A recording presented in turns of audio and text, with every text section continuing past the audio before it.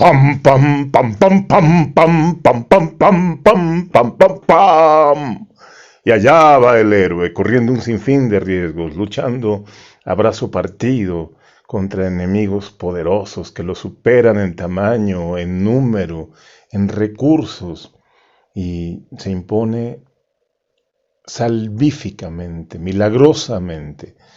Y no solamente sobrevive, sino conquista a la muchacha, que por cierto tiene una belleza siempre enigmática, un tanto perversa, que la hará más deseable.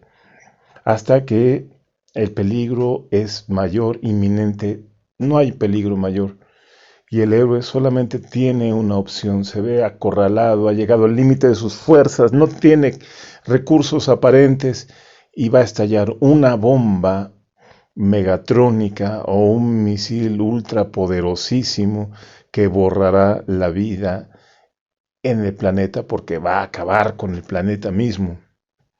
Y el héroe haciendo algo que no se comprende de momento bien, en la tragedia griega esto se llamaba el Deus ex machina, aparecía un dios de arriba de un mecanismo del foro en el teatro griego antiguo y salvaba la situación. Bueno, el héroe tiene este recurso, aparece en la fracción más pequeña del último segundo y desactiva el megaproyectil o la bomba de protoneutrones Revival Super Plus y el cine en la casa respiramos aliviados. El mundo se ha salvado. El héroe ha logrado su misión, ha culminado, ha coronado su lucha y la vida puede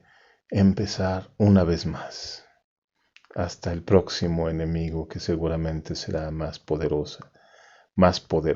Hasta la segunda, tercera, cuarta, quinta, sexta, séptima, octava entrega de la misma serie de películas. Esto es un gag, un cliché, pero ojo, evidentemente es centenario, digo, yo me refería a la tragedia griega, es anterior a nuestra era. Entonces consideremos, esto es importante, no solo es un lugar común y no solo se nos ocurre porque no tengamos más recursos narrativos. Puede parecer de pochoclo, de palomitas de maíz, de pastelazo, un recurso tan, pero tan esperado que incluso resulta gracioso y aceptable, pero es un símbolo, por supuesto. El símbolo no está tanto en la salvación del mundo, sino en la operación estratégica que un cuerpo humano, en el caso del héroe, pues tomemos en cuenta que dramatúrgicamente el héroe, como en el teatro griego, representa a todos, a toda persona, es una encarnación de la especie, ¿no? Una encarnación simbólica, se entiende, de la especie. Entonces, bueno, ahí ya hay algo que tomar en cuenta. El hecho de una potencia que se lleva al acto, desactivar. A eso quiero referirme. Podemos desactivar. Pam, pam, pam, pam, pam, pam, pam, pam, pam, pam. Trabajé en una revista, en la redacción de una revista. Yo ya estaba trabajando allí y al año y medio llegó una chica nueva, se incorporó en la redacción como reportera. Y esta chica tenía una gran facilidad de habla, proclive al chisme. Los contaba muy sabrosos los chismes. Y en un momento muy rápido me tomó a mí como objetivo de sus habladurías. Yo me enteraba, por supuesto, por segundas, terceras voces de que de repente yo era alguien rarísimo que se tocaba de una manera obscena bajo el escritorio, que salía constantemente a el área del jardín o incluso a la terraza, a la azotea de la redacción para fumar marihuana, que un par de veces se me vio alcoholizado, que andaba con tal compañera, pero que coqueteaba con tal otra, casadas las dos.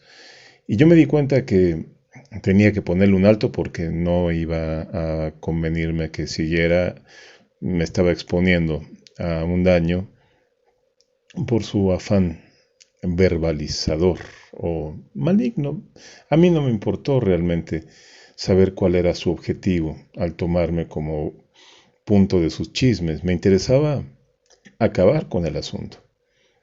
Entonces, más por intuición que por razón, me propuse desactivar su daño. Y fue muy rápido. Yo sabía que tenía que actuar muy rápido, entonces me propuse hacerlo en 3 días. En los 2 primeros días dejé abierto pues mi escritorio, los papeles al alcance de quien pudiera verlos.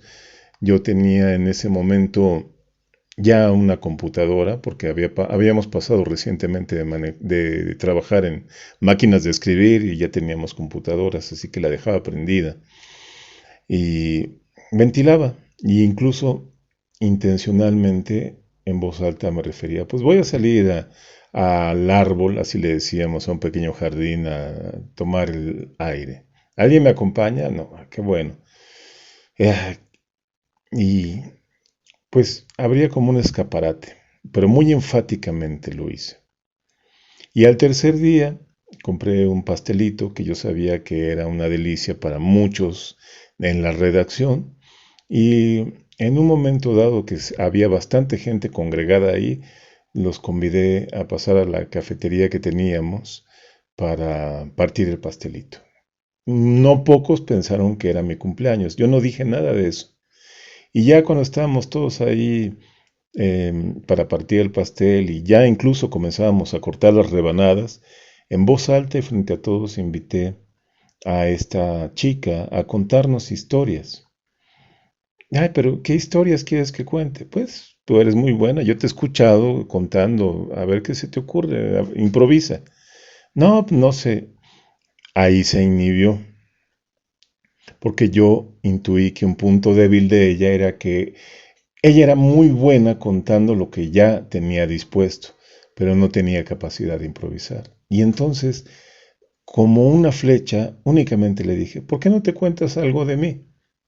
Porque he sabido que haces historias muy buenas acerca de mi vida. Uy, se puso de todos colores, no sabía dónde meterse. Pero yo se lo dije de una manera tan coloquial, tan descontracturada, tan inmediata, que la fundí. La fundí, no volvió a decir ningún chisme acerca de mí.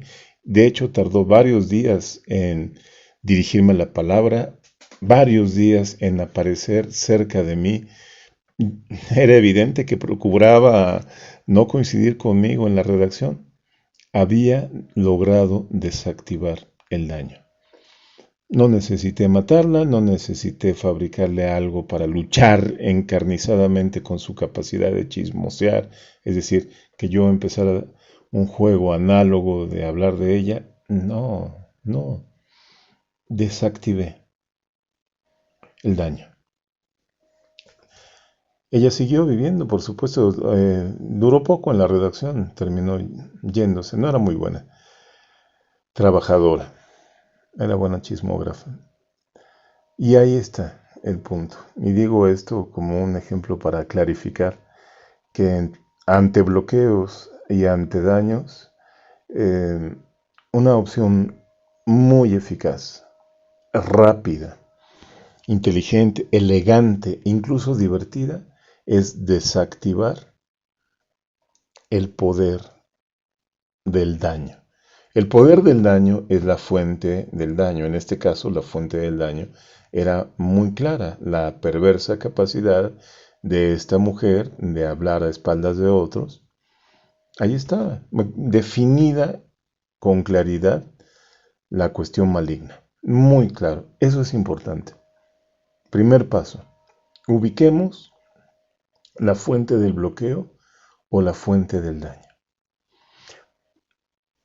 Parece difícil, no lo es. Pon tú que me digas, bueno, pero es que yo tengo un jefe o una jefa muy compleja que tiene por allí varios lazos dañinos o varios vectores de impacto sobre mí. Por un lado, pues me acosa sexualmente, por otro lado me impone tareas crueles, por otro lado está siempre jugando con rebajarme el sueldo, no lo hace porque no lo puedo hacer, pero es un juego psicológico cruel.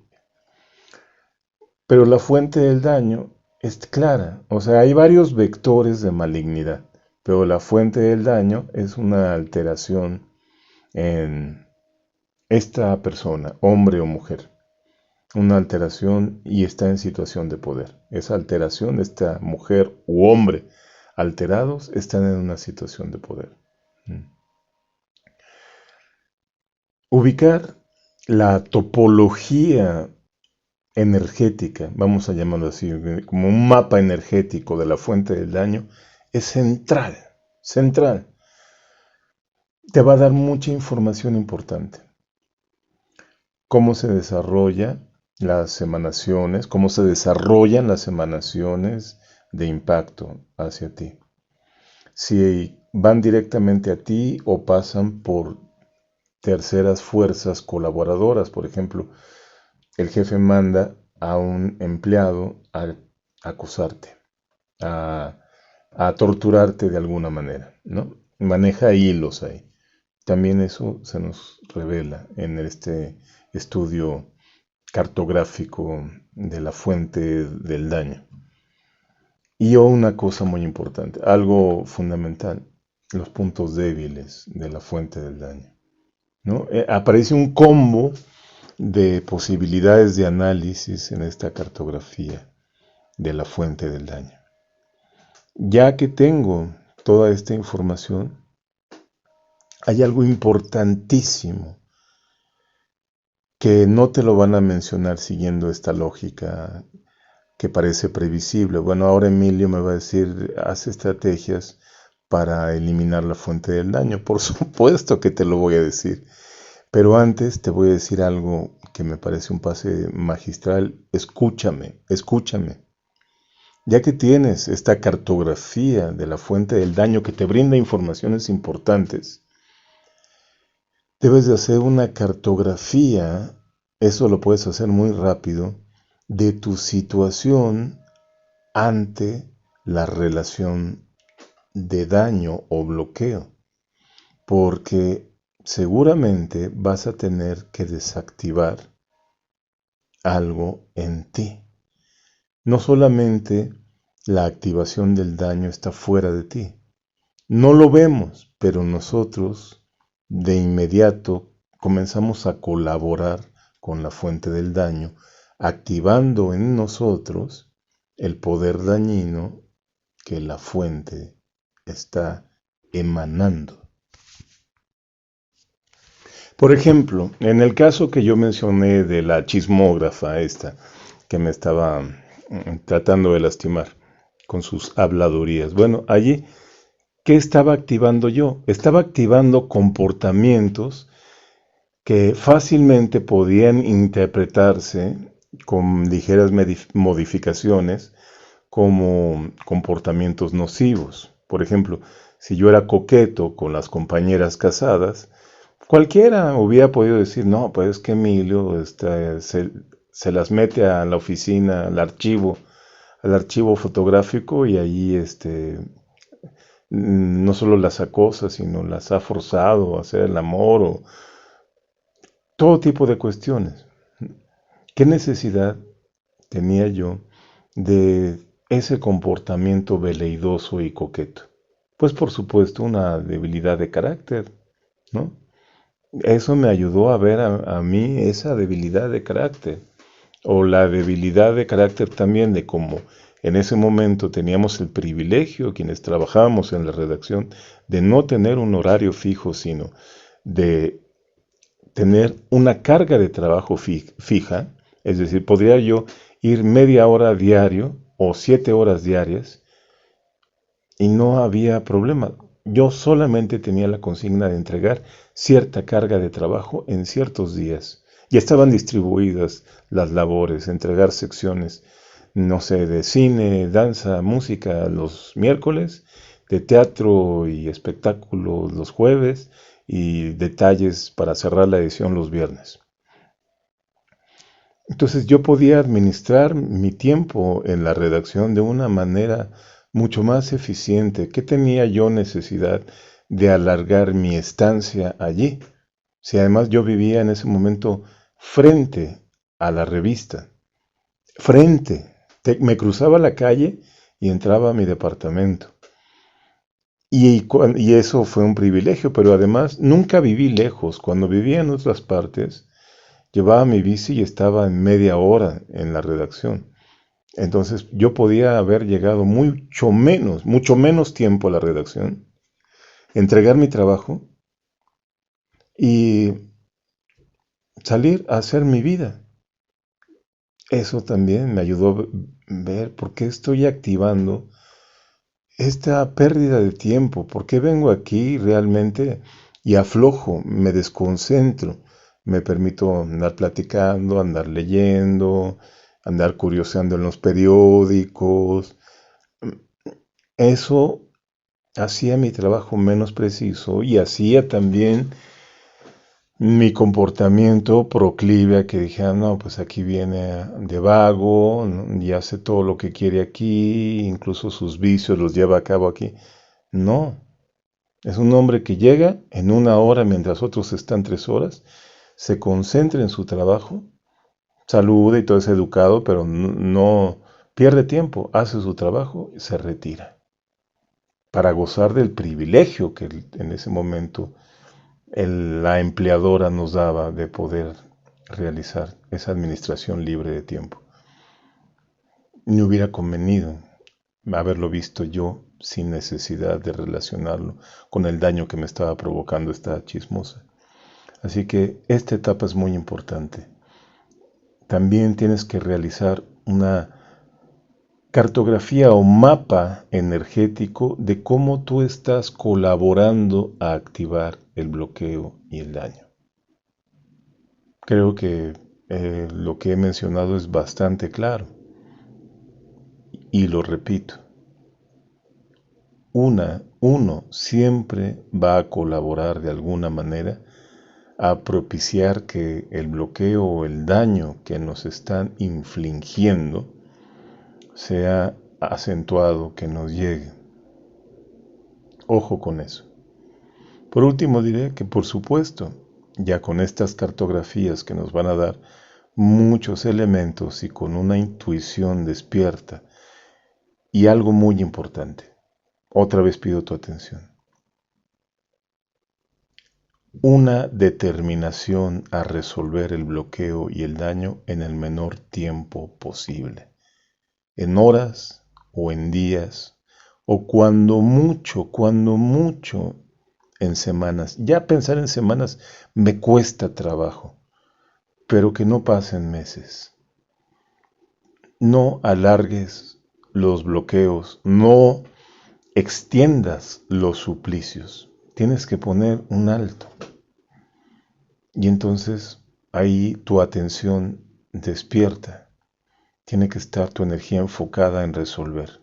Y esta es la etapa en la que tienes que resolver.